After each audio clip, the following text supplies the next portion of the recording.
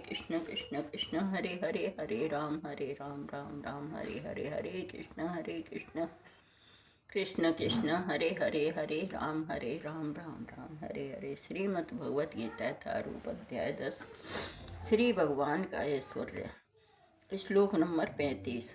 बृहत् साम तथा सामनाम गायत्री छंदसामहम् मासानां मार्गशीर्षोह मृतूनां कुसुमाकरः।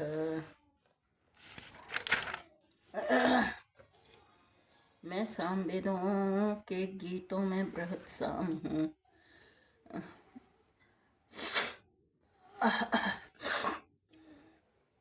बृहत् साम हूँ और छंदों में गायत्री हूँ। समस्त महीनों में मार्गशीर्ष अगहन तथा समस्त ऋतुओं में फूल खिलने वाली बसंत ऋतु हूँ।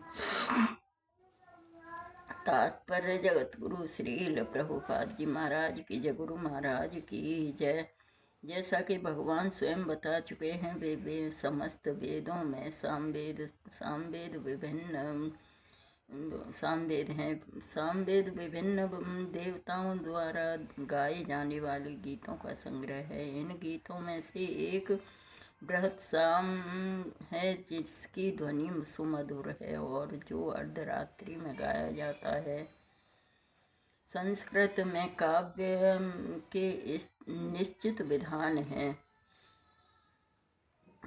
इसमें लय तथा ताल बहुत सी आधुनिक कविता की तरह मनमाने नहीं होते। ऐसे नियमित काव्य में गायत्री मंत्र, जिसका जप केवल सुपात्र ब्राह्मणों द्वारा ही होता है, सबसे अधिक महत्वपूर्ण है। गायत्री मंत्र का उल्लेख श्रीमद् भागवतम में हुआ है। चूंकि गायत्री मंत्र विशेषतया ईश्वर साक्षात के ही निमित्त है, इसीलिए यह परमेश्वर का स्वरूप है। यह मंत्र अध्यात्मक में उन्नत लोगों के लिए है। जब इसका जप करने में उन्हें सफलता मिल जाती है तो वे भगवान के दिव्य धाम में प्रविष्ट होते हैं। गायत्री मंत्र के जप के लिए मनुष्य को पहले सिद्ध पुरुषों के गुण या भौतिक प्रकृति के नियमों के अनुसार सात्विक गुण प्राप्त करने होते हैं। वैदिक सभ्यता में गायत्री मंत्र अत्यंत महत्वपूर्ण है और उसे ब्रह्म का नाद अवतार माना जाता है। ब्रह्मा इसके गुरु हैं और शिष्य परंपरा द्वारा यह उनसे आगे बढ़ता रहा है। मासों में अगहन मार्गशीर्ष मास सर्वोत्तम माना जाता है, क्योंकि भारत में इस मास में खेती से अन्न एकत्र किया जाता है और लोग अत्यंत प्रसन्न होते हैं। निसंदेह बसंत ऋतु ऐसी है जिसका विश्व भर में सम्मान होता है, और क्योंकि यह न तो बहुत गर्म होती रहती है न सर्द, और इसमें वृक्षों में फूल आते हैं। बसंत में कृष्ण की लीलाओं से संबंधित अनेक उत्सव भी मनाए जाते हैं। अतः इसे समस्त ऋतुओं में से सर्वाधिक उल्लासपूर्ण माना जाता है और यह भगवान श्री कृष्ण का प्रतिनिधि है। द्यूतं छलयतामस्मि तेजस्तेजस्विनामहम् जयोऽस्मि व्यवसायोऽस्मि सत्वं सत्त्ववताहमम्। मैं छलियों में जुआ हूँ और तेजस्वियों में तेज हूँ। मैं विजय हूँ, साहस हूँ और बलवानों का बल हूँ। तात्पर्य जगत गुरु श्रील प्रभुपाद जी महाराज की जय, गुरु महाराज की जय। ब्रह्मांड में अनेक प्रकार के छलियाँ हैं और समस्त छल कपट कर्मों में दूत कीड़ा जुआ मान के चलो सबसे अधिक सर्वोप्रिय है और यह कृष्ण का प्रतीक है। परमेश्वर के रूप में कृष्ण किसी भी सामान्य पुरुष की अपेक्षा अधिक कपटी छल करने वाले हो सकते हैं। यदि कृष्ण किसी से छल करने की सोच लेते हैं तो कोई उनसे पार नहीं पा सकता। उनकी महानता एकांगी न होकर सर्वांगी है। वे विजयी पुरुषों के विजय हैं और वे तेजस्वियों के तेज हैं।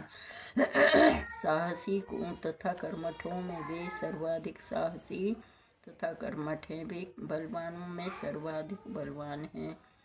जब कृष्ण इस धराधाम में विद्यमान थे तो कोई भी उन्हें बल में हरा नहीं सकता था। यहाँ तक कि वे अपने बाल्यकाल में ही उन्होंने गोवर्धन पर्वत को उठा लिया था। उन्हें न तो कोई छल में हरा सकता है, न तेज में, न विजय में, न साहस में, न बल में। वृष्णीनां वासुदेवोऽस्मि पांडवानां धनंजय मुनीनामप्यहं व्यासः कवीनामुसना कविः। मैं वृष्णि वंशियों में वासुदेव और पांडवों में अर्जुन हूँ और मैं समस्त मुनियों में व्यास तथा महान विचारकों में उष्णा हूँ। तात्पर्य जगत गुरु श्री प्रभुपाद जी महाराज की जय। गुरु महाराज की जय। कृष्ण आदि भगवान हैं और बलदेव कृष्ण के निकटतम अंश विस्तार हैं। कृष्ण तथा बलदेव दोनों ही वसुदेव के पुत्र रूप में उत्पन्न हुए, अतः दोनों को वासुदेव कहा जा सकता है। दूसरी दृष्टि से चूंकि कृष्ण कभी वृंदावन नहीं त्यागते, अतः उन्हें जितने भी रूप अन्यत्र पाए जाते हैं उनके विस्तार हैं। वासुदेव कृष्ण के निकटतम अंश विस्तार हैं, अतः वासुदेव कृष्ण से भिन्न नहीं हैं। अतः इस श्लोक में आगत वासुदेव शब्द का अर्थ बलदेव या बलराम माना जाना चाहिए, क्योंकि वे समस्त अवतारों के उद्गम हैं और इस प्रकार वे वासुदेव के एकमात्र उद्गम हैं।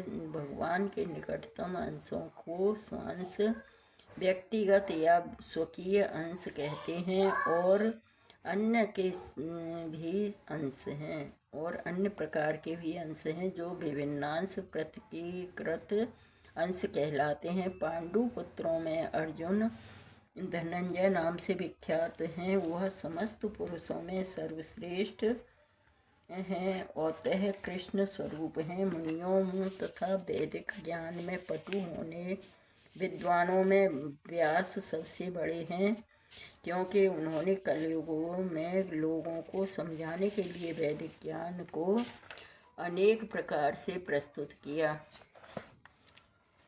और व्यास कृष्ण के एक अवतार भी माने जाते हैं, अतः वे कृष्ण स्वरूप हैं। कभी गण किसी विषय पर गंभीरता से विचार करने में समर्थ होते हैं। कवियों में उष्णा अर्थात शुक्राचार्य असुरों के गुरु थे। वे अत्यधिक बुद्धिमान तथा दूरदर्शी राजनेता थे। इस प्रकार शुक्राचार्य कृष्ण के ऐश्वर्य के दूसरे स्वरूप हैं। हरे कृष्ण कृष्ण कृष्ण हरे हरे, हरे राम राम राम हरे हरे। तो ये भगवान अपने स्वरूपों की बात कर रहे हैं, जैसे कि जो ऐश्वर्यवान वस्तुएं हैं, मतलब वस्तुएं नहीं, ये इंसान हैं, वो सब भगवान के ही स्वरूप हैं। हरे कृष्णा, भगवान श्री कृष्ण सबसे प्रथम हैं, तो हमें हमेशा उन्हीं की शरण में जाना चाहिए। हरे कृष्णा कृष्ण कृष्ण हरे हरे, हरे राम राम राम हरे हरे। श्रीमद् भगवत गीता यथारूप की जय। हरे कृष्णा।